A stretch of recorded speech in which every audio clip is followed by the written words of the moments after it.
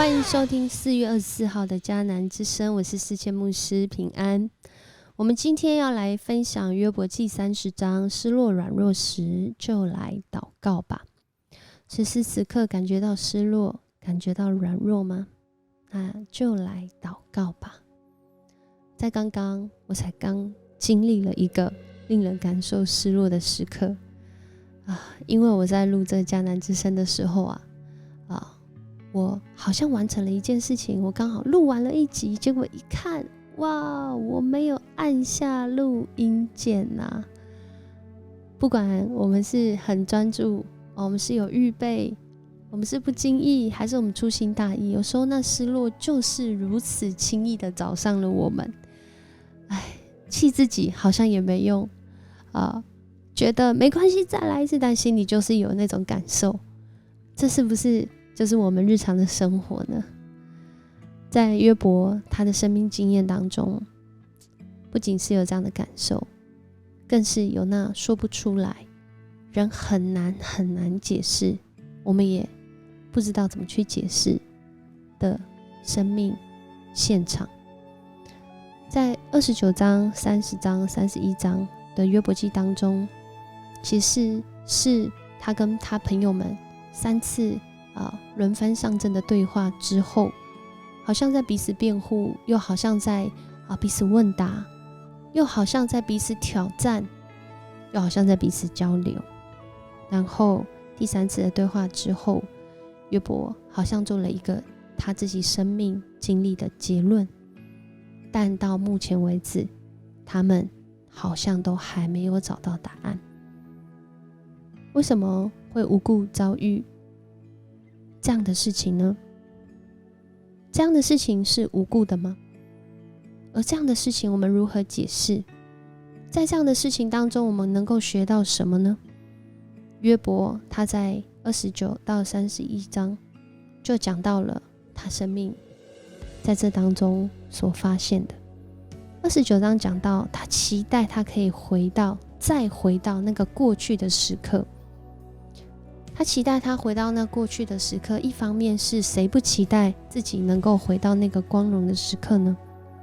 另外一方面，在他经历了现在这样的处境之后，当他如果可以再回到那个时刻，他感受到，他更明白上帝的心意，他或许更能够继续的活在那个层次更高，那个内涵更深，与神连结的那个人觉得充满智慧奥秘的关系里面，继续的服侍，继续的回应。然而来到了30章，他有这样的期待，却是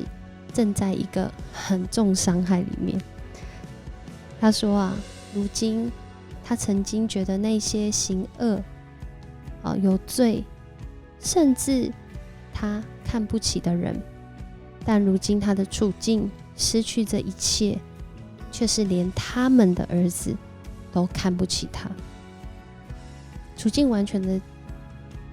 转换了，而且在这当中，他就像个笑柄一样，他感受他的生命真的是进入到一个极度失落的状态当中，就好像一个离死不远的人，不仅是心里的痛苦，身体的痛苦，也是一个眼下看见这样的一个情况，加剧他生命中的那些痛苦。更让他的痛苦的是，他所深深相信的上帝，他感受到他对他的祷告并没有回应，他感受到他跟上帝的关系好像就经历那个变形一样，让他的生命就如那待宰的羊，如那个被抛在空中风暴中的人，好像要被置于死地。甚至他问为什么要经历到这样的事情，也没有答案。他盼望得着福气，却是遭遇灾祸；期待光明，却是遇到黑暗。然而这样子的祷告是一种情绪，还是一种他不认识上帝，所以他做出的结论呢？其实在约伯记他跟他朋友第一次的对话总结的时候，他的回应里面，他已经回应了今天他对上帝的认识是什么。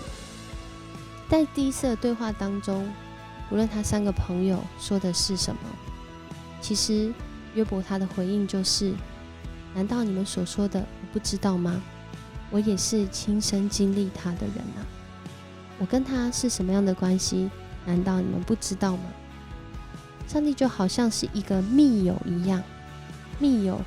就是会知道彼此秘密的朋友。他在那个约伯记12章里面就说到也是今天RPG祷告的经文12章22节就说，他使奥秘从黑暗中显明出来，他使死荫幽暗发出光明。就在那个黑暗中，许多的奥秘，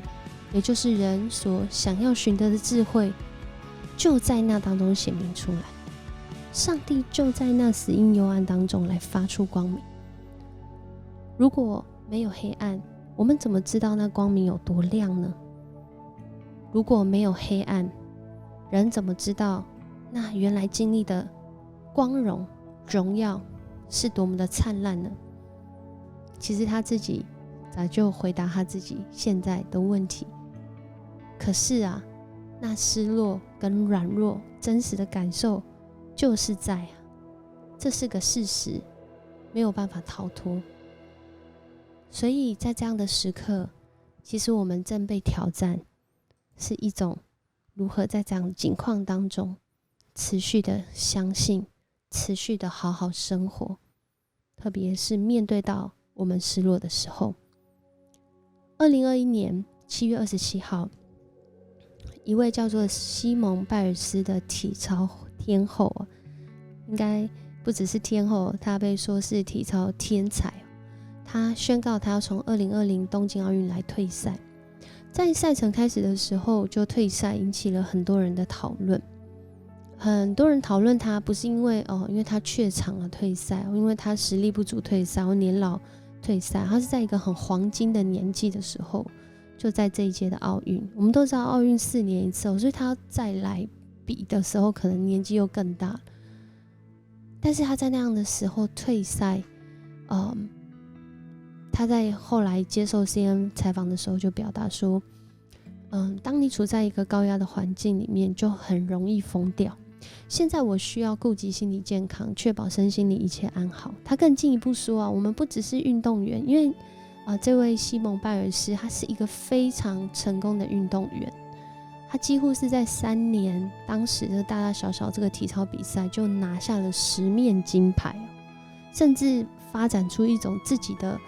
这个体操动作叫拜尔斯跳，很多的运动员根本没办法做出这个动作。然后他说我们不只是运动员，我们也是人。他这样的发言其实让很多人开始再次的去重视或者是去应对这个有关运动员心理健康的议题，也让人对于什么呢？对于成功的追求是不是有更多的反思？在这时候就是要盯一下在这时候努力一下在这个时候不要放弃在这个时候怎么样怎么样怎么样。但还有另外一个可能，它也同时让人对于若你正在那失落当中，你如何自处有更多的学习。因为他说他在做这个体操动作，他其实是有去比赛，但一比呢发现他有一个空中失感的状态，就是他在空中这个旋转的时候，他没有办法控制他的方向的这种感觉。而这种感觉呢，其实会很危险，因为在体操当中的这个极限运动，这算是极限运动我自己觉得很难做出那些动作，失去方向就非常容易受伤，你可能会就掉下去，可能撞到脚，可能撞到哪一个地方，一撞就不得了，我们都知道他说他遇到这样的情形，他非常清楚知道他需要顾及心理的健康，因为他心理的状态出了问题。他此时此刻真的就在那个失落甚至很软弱的当中。但是如果我们真的经历到这样的时刻，我们愿不愿意承认呢？而我们承认，有些人觉得承认有什么用？或是许多的基督徒，其实很多时候偶像包袱，很害怕承认自己，等我病好了，我再来做见证，等我考上了一个学校，我再来做见证，因为我怕丢脸，我怕会侮辱上帝的名，我怕会让人觉得这个信仰不好，我们怕东怕西，我们很怕什么？我们会不会很怕得罪上帝？我不确定，但我知道。其实在这当中，我们都是希望不要羞辱上帝的名，但上帝的名其实不会因为人的成功或失落而被羞辱。如同今天我们在看到约伯，这些人羞辱他，他可能心里也有疑惑，从那个对邪恶人为什么能够活得好好的疑惑，到现在是为什么我还在这样的情况的疑惑，我甚至被那些我原本觉得他们都在行恶的人，就现在我变成是他们瞧不起的人。上帝，这到底发生什么事？真的是充满了疑惑。可是这真实的承认，这真实的自处，其实才让我们更觉得我们是一个人，而且不仅是停留在我们是一个人，更是能够让我们来思考刚刚约伯所说的那句话，只有上帝能让人从黑暗中来经历那奥秘，经历那智慧，经历那在黑暗当中被光明照到，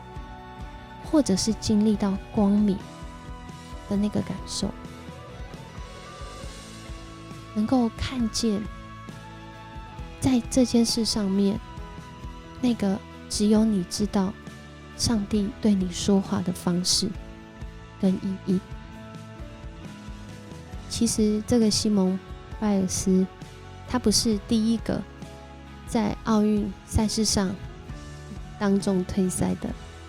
第一个这个体操队员，在他之前有一位，而他就在那个比赛的时候也是失常。这位体操队员呢，就在那个失常当中，他觉得他自己怎么样？他觉得他自己练不下去，他就在那个祷告当中，神告诉他说没有关系，没有关系。然而此时心里又有另外一个声音说，你还需要比吗？为什么不放弃？他感受到他自己的生命当中其实真正没有放松过，他活在那个极大的压力下，甚至不断的掉发，严重失眠，担心自己不再年轻，陷入忧郁，然后看心理医生。求神帮助我们，他的心意不是要让我们逼迫自己到一个程度，失去了身心灵的平衡，甚至失去了敬畏上帝的心，只是要去追求自己的成功，或者是那表面上的和平。就在那个时候，他2012年6月3号，这位在伦敦奥运前夕退赛的运动员，他感受到自己肩上的压力不见了。可能会有很多人问他说，你怎么没有去比赛呢？都练这么久了。这位叫沙恩·强森，他也是当年体操队的主力。然而在祷告中，他说，追求成功、长相外貌、虚荣心不是我生命的目的，耶稣才是我此生最大的奖赏，他是我得到最大的奖牌。他说，我是第二，神第一。在那之后，他重拾生命的自由。求神帮助我们，真的很多时刻我们就在那失落中、软弱中，但是没有关系，上帝允许我们有这样的情绪，也在这样当中来经历那黑暗中要显出光明。今天试着用各样的方式记录今天的感受吧，将自己的想法带到造物主的面前，我们来向他祷告。主，我们感谢你，你与我们同在，你知道我们的今天，我们要将今天带到你的面前。求你帮助我们，求你引导我们，